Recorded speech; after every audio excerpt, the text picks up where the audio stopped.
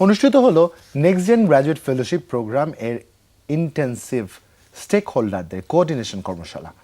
YouthNet global এবং জাগো ফাউন্ডেশনের ট্রাস্টের যৌথ উদ্যোগে নাগরিকতা সিভিক এঙ্গেজমেন্ট ফান্ডের অধীনে এই আয়োজন অনুষ্ঠিত হয়। এই কর্মশালায় বিভিন্ন গবেষণা প্রতিষ্ঠান ও বিশ্ববিদ্যালয়ের প্রতিনিধিরা অংশ নেন। বক্তারা এই প্রোগ্রামের অগ্রাধিকার খাত, বিদ্যমান সীমাবদ্ধতা ও কার্যকর বাস্তবায়নে সম্মিলিত উদ্যোগের গুরুত্ব তুলে ধরেন।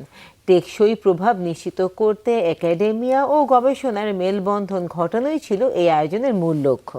4 দিন ব্যাপী আয়োজিত কোয়াড হেলিক্স সেক্টর ভিত্তিক কর্মশালার একাডেমিয়া ও গবেষণা প্রতিষ্ঠানের প্রতিনিধিরা অংশগ্রহণ করেন। এছাড়াও সিভিল সোসাইটি অর্গানাইজেশন প্রতিনিধিদের অংশগ্রহণ ছিল।